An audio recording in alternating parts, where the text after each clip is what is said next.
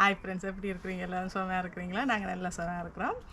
இன்றைக்கி இந்த வீடியோவில் நாங்கள் உங்களுக்கு செஞ்சு காட்ட போகிறது வத்த குழம்பு சாதம். நிறைய சாதங்களை பற்றி கேள்விப்பட்டிருப்பீங்க. தயிர் சாதம், தக்காளி சாதம், லெமன் ரைஸ், புளி சாதம், இப்படி நிறைய சாதங்கள் இருக்கும்.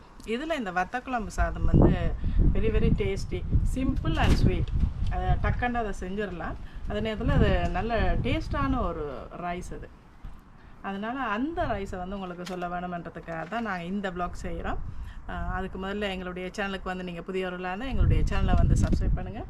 எங்களுடைய வீடியோவுக்கு கீழே இருக்க சப்ஸ்கிரைப் பண்ணுற பட்டன், இந்த பட்டனை வந்து நீங்கள் ப்ரெஸ் பண்ணுற நேரத்தில் வர பெல் ஐக்கான், இந்த பெல் ஐக்கானை ப்ரெஸ் பண்ணால் வர முதலாவது ஆப்ஷன் ஆல்ன்ற ஆப்ஷன், இந்த ஆப்ஷனை செலக்ட் பண்ணுற நேரத்தில் நாங்கள் போடுற எல்லா வீடியோவும் உங்களுக்கு உடனடியாக வந்து சேரும்.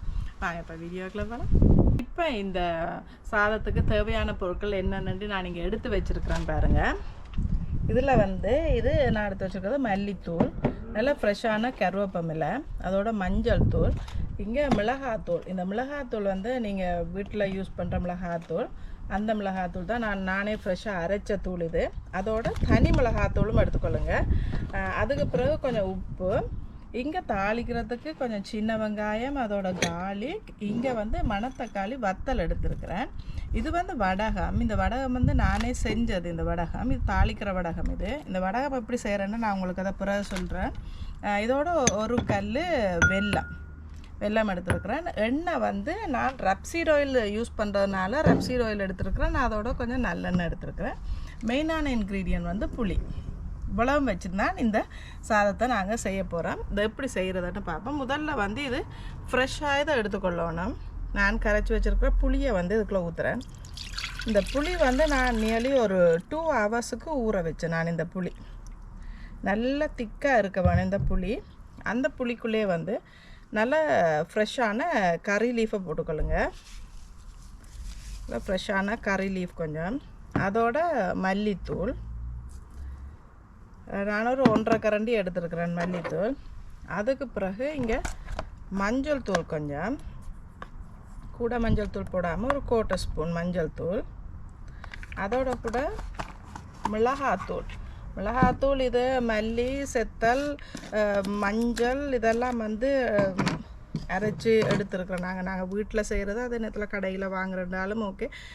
உங்களோட உரைப்புக்கு ஏற்ற மாதிரி நான் ஒரு 1.5 கரண்டி போடுறேன். ஏன்னா தனி மிளகாத்தூளும் போடுறதுனால கொஞ்சமாக போடுறேன். உரைப்பு கொஞ்சம் குறைவாக இருக்கட்டுக்குமெண்டு உங்களுக்கு ஏற்ற மாதிரி போட்டுக்கொள்ளுங்க. அதுக்கு பிறகு தனி மிளகாத்தூள், அது கொஞ்சம் உங்களுக்கு ஒரு கலரை கொடுக்கும். அதில் 1 ஸ்பூன் போடுறேன்.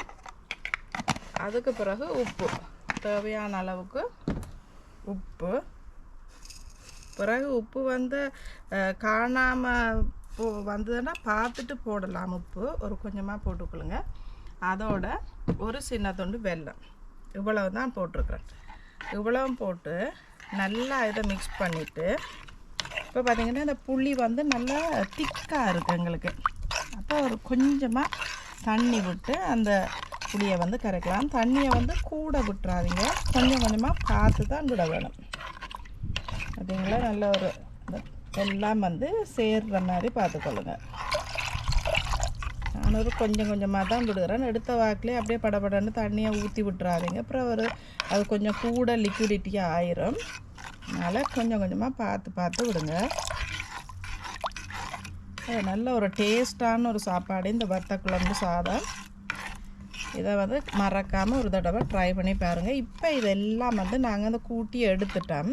இதை வந்து அடுப்பில் வச்சு நல்லா அதை ஒரு 10 மினிட்ஸுக்கு இதை நாங்கள் அப்படியே குக் பண்ணி எடுக்க வேணும். இப்போ நான் இதை வந்து அடுப்பில் வச்சு குக் பண்ண போகிறேன். குக் பண்ணுற நேரத்தில் அதே நேரத்தில் நான் இங்கே வந்து சாதம் வந்து வடித்து எடுத்துருக்கிறேன் பாருங்கள். நல்லா ஒரு குழையிற நல்லா ஃபுல் 100% இந்த ரைஸ் வந்து குக் ஆகி இருக்க வேணும். அந்த மாதிரி நான் குக் பண்ணி வடித்து எடுத்த சாதம் இது. நான் போட்டிருக்கிற அரிசி வந்து இன்றைக்கி சீரக சம்பா அரிசி போட்டிருக்கேன். நீங்கள் பச்சரிசியில் கூட இதை செய்யலாம், இன்னும் நல்ல டேஸ்ட்டாக இருக்கும். அதே நேரத்தில் இதில் வந்து உப்பு வந்து சரியாக இருக்குதா, புளி உப்பு எல்லாம் உரைப்பு எல்லாம் சரியாக இருக்குதான்றதை ஒரு தடவை செக் பண்ணிக்கொள்ளுவோம். எப்படி இருக்குன்னு பார்ப்போம். நல்ல டேஸ்ட்டாக இருக்குது. உப்பு உரைப்பு எல்லாம் வந்து காணும். அது அந்த வெல்லமும் வந்து இதுக்குள்ளே கரையிற நேரத்தில் இதில் உரைப்பு இனிப்பு புளிப்பு எல்லா டேஸ்ட்டும் வந்து இதுக்குள்ளே வரும் இல்லைங்களா. இது வந்து இந்த குக்காய் கொண்டு வார நேரத்தில் 10 மினிட்ஸுக்கு இது வந்து அப்படியே வற்றி வர வேணும் சரியா. இதுக்குள்ளே கொஞ்சம் திக்காக இருந்துச்சுண்டா தண்ணி கொஞ்சம் கலந்து கொள்ளுங்க. அப்படியே அப்படியே குக் பண்ண வேணும்.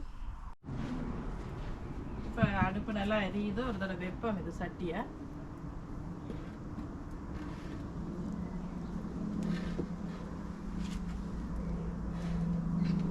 ஒரு 10 மினிட்ஸுக்கு இதை எரிய வேணும் அப்படியே ஃபுல்லாக.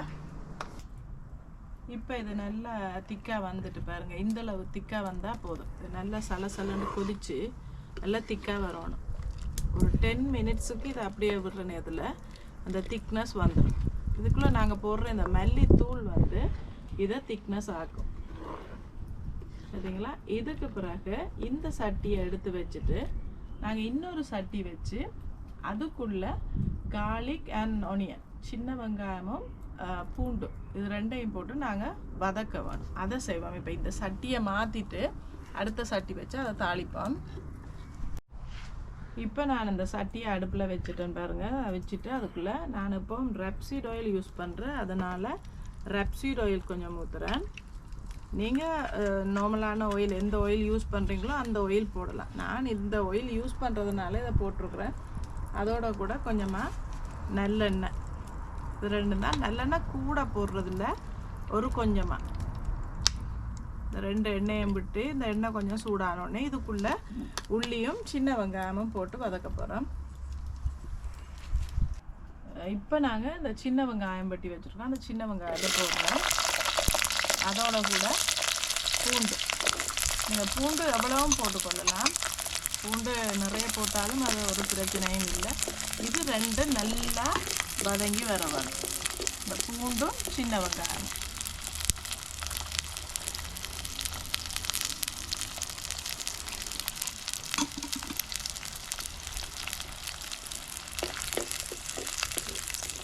இது ஒரு 5 மினிட்ஸு கிட்ட நாங்கள் விட்டோம்னா இது கொஞ்சம் பொரிஞ்சு கொண்டு வந்துடும். சின்ன வெங்காயமும் கூட போடலாம், நீங்கள் பூண்டும் கூட போடலாம். சின்ன வெங்காயத்துக்கு ஒன்றுக்கு ஒன்று சரி சமமாக இந்த உள்ளி போட்டிங்கன்னா கூட அவ்வளவு டேஸ்ட்டாக இருக்கும். இது இப்போ நல்லா பொரிஞ்சுட்டு பாருங்கள். இந்த உள்ளியும் சின்ன வெங்காயமும் இந்த அளவுக்கு பொரிஞ்சுதண்டா காணும். இந்த அளவு சைஸில் இப்படி பொரிஞ்சுதண்டா காணும். இதை எடுத்து நாங்கள் இப்போ குக் பண்ணி வச்சுருக்கிற எங்களுடைய இந்த புளி சேர்ந்த இந்த சட்டிக்குள்ளே இதை அப்படியே வலிக்கி போட போகிறோம். வத்தக்குழம்பு சாதம் கட்டாயம் ட்ரை பண்ணி பாருங்கள். அவ்வளவு டேஸ்ட்டாக இருக்கும். சின்ன பிள்ளைகளெல்லாம் நிறைய விரும்பி சாப்பிடுவாங்க. நார்மலாக வந்து நீங்கள் என்ன சாதம் கொடுத்தீங்கன்னாலும் அது சாப்பிட்டு கொள்றதுக்கு பஞ்சு போடுற பிள்ளைகளெல்லாம் டக்குன்னு விரும்பி சாப்பிடக்கூடிய ஒரு சாப்பாடு தான் இந்த வத்தக்குழம்பு சாதம். நாங்கள் நார்மலாக வத்தக்குழம்பு சுட்டாப்பழம் இந்த மாதிரி ப்ளைன் ரைஸோடு தான் எனக்கு சாப்பிட்றேன் நான். ஆனால் இதுக்குள்ளே இந்த சாதம் போட்டு பிரட்டுற நேரம் இன்னும் டேஸ்ட்டாக இருக்கும். இப்போ இதுக்குள்ளே இதே சட்டிக்குள்ளே நாங்கள் இன்னும் கொஞ்சம் பொரிக்க போகிறோம். இதுக்கு நான் கொஞ்சம் நல்லெண்ணெய் ஆட் பண்ணுறேன். கொஞ்சம் நல்லெண்ணெய் கூட ஆட் பண்ணிவிட்டு அதுக்குள்ளே இது நானே செஞ்ச வடகம். இந்த வடகம் எப்படி செய்கிறதுன்னு நான் உங்களுக்கு அதை பிறகு சொல்லித்தரேன். இந்த வடகம் நல்ல மணமாக இருக்கும். கவனமாக இருங்க, இது டக்குன்னு பொரிஞ்சிடும்.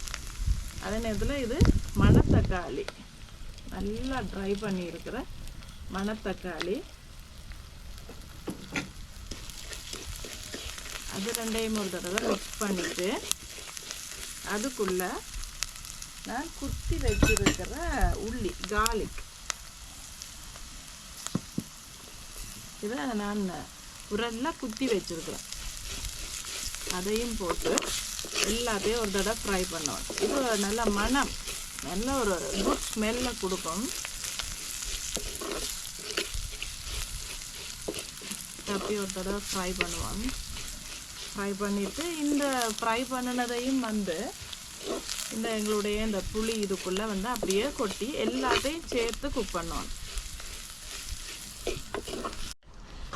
இப்போ இது நல்லா ஃப்ரை ஆகிட்டு பாருங்கள். இந்த மணத்தக்காளி இந்த வடகம், இந்த கார்லிக் இதெல்லாம் சேர்ந்து நல்லா ஃப்ரை ஆகிட்டு அதே நேரத்தில் எங்களுடைய இந்த கார்லிக் அண்ட் சின்ன வெங்காயம் போட்டு ஃப்ரை பண்ணி இதுக்குள்ளே போட்டிருக்குறோம் பாருங்கள். இதே சட்டிக்குள்ளே இப்போ நாங்கள் இங்கே ஃப்ரை பண்ணி வச்சுருக்கிற எல்லாத்தையும் போடுவோம்.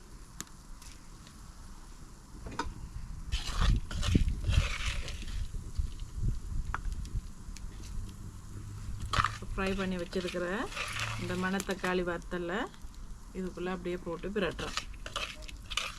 இது பார்க்குறதுக்கு உங்களுக்கு கொஞ்சம் கஷ்டம் மாதிரி இருந்தாலும் நல்ல ஈஸி, அதே நேரத்தில் நல்ல டேஸ்டான ஒரு சாதமாக இருக்கும். இது வத்தக்குழம்பு எல்லாத்தையும் சேர்த்து அப்படியே மிக்ஸ் பண்ணுறோம் பாருங்கள். இது ஒரு தடவை கொதி வரணும். ஆல்ரெடி வந்து எல்லாமே குக் ஆகி இருக்குது, இருந்தாலும் இந்த புளியோடு சேர்ந்து இதெல்லாம் குக் ஆக வேணும் ஒரு தடவை.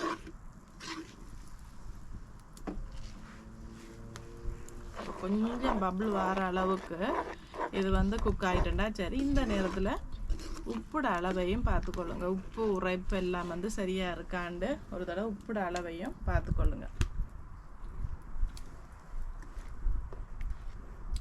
எல்லாம் நல்ல டேஸ்ட்டாக இருக்குது, அளவு சரியாக இருக்குது. இது இந்த மணத்தக்காளியெல்லாம் வந்து நல்ல இந்த உடம்பு சூடு இதுக்கெல்லாம் வந்து நல்ல இது மரக்கறி இது அடிக்கடி செஞ்சு சாப்பிடணும். இப்போ இந்த திக்னஸ் வந்து அப்படியே வந்திருக்கு பாருங்கள் என்ன மாதிரி. இதுக்குள்ளே நாங்கள் வடித்து வச்சுருக்கிற இந்த ரைஸை போட்டு மிக்ஸ் பண்ண போகிறோம். நல்லா ஃபுல்லாக இது வந்து குக் ஆகிருக்க வேணும். Rice 100% cook ஆகிருக்கணும்.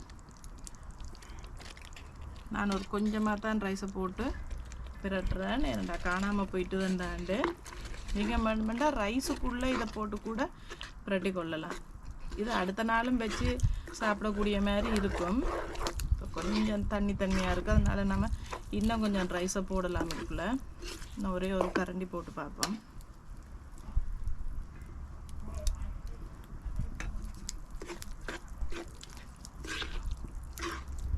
அப்படியே மிக்ஸ் பண்ணுறேன்னு பாருங்கள்.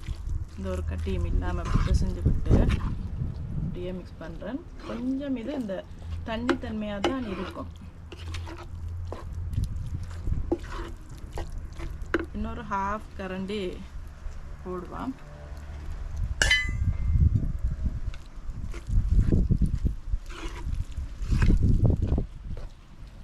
இப்போவே வந்து அந்த நல்ல மணம் வருது. நாங்கள் இதுவும் போட்டு நாங்கள் தானே வடகமும் தாளிக்கிற வடகம் அது. இப்போ ஃபுல்லாக நாங்கள் போட்டு எல்லாம் பிரட்டிட்டு இதை அப்படியே ஒரு தடவை ஃப்ளட் ஆக்கிட்டு இதுக்குள்ளே நல்லெண்ணெய் ஃப்ரெஷ்ஷான நல்லெண்ணெயை அப்படியே ஊற்றி விடுங்க. இந்த நல்லெண்ணெய் வந்து அது அப்படியே இந்த சாதத்தில் ஊறி அவ்வளோ ஒரு டேஸ்ட்டாக இருக்கும். ஃபுல்லாக அந்த நல்லெண்ணெயை விட்டுடுங்க. விட்டுட்டு இதை மூடி விடுங்க. எங்களுடைய அந்த வத்த குழம்பு வந்து இப்போ ரெடியாக ஆகுது. இப்போ பாருங்க, எங்களுடைய இந்த வத்த குழம்பு சாதம் வந்து ரெடியாக இருக்குது. இப்போ நாங்கள் ஒரு தடவை உங்களுக்கு டேஸ்ட் பண்ணி காட்டுறோம். இப்போ நான் இதை கிளறுற நேரத்துலேயே வந்து இந்த மணம் வந்து அவ்வளோ நல்லா இருக்குது. ஒரு குட் ஸ்மெல். அந்த நல்லெண்ணெயும் நாங்கள் எண்டில் ஊற்றிட்டு ஒரு 2 minutes அதை க்ளோஸ் பண்ணி விட்டோம் நாங்கள் தானே. அது அப்படியே அந்த சாதத்துக்குள்ளே இறங்கி அவ்வளோ ஒரு டேஸ்ட்டாக இருக்குது. இதை நாங்கள் ஒரு தடவை சாப்பிட்டு உங்களுக்கு டேஸ்ட் பண்ணி காட்டுறோம். நீங்களும் இதை ஒரு தடவை ட்ரை பண்ணி பாருங்கள். ஒரு நல்ல டேஸ்டான ஒரு வத்த குழம்பு சாதம்.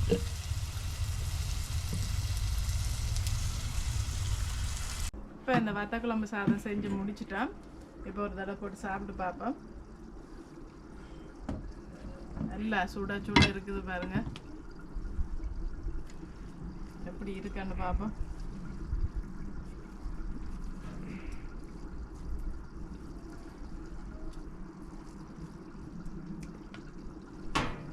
சூப்பர் டேஸ்டாக இருக்கு.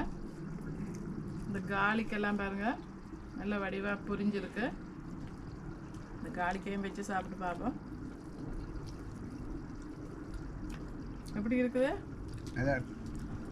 நல்லா டேஸ்டாக இருக்கு. ட்ரை பண்ணி பாருங்க. இந்த ப்ளாக் உங்களுக்கு பிடிச்சிருக்குமென்னு நம்புகிறேன். திரும்பவும் இன்னொரு வீடியோவில் உங்களை சந்திக்கிறேன். மாட்டில் தான் குட் பை.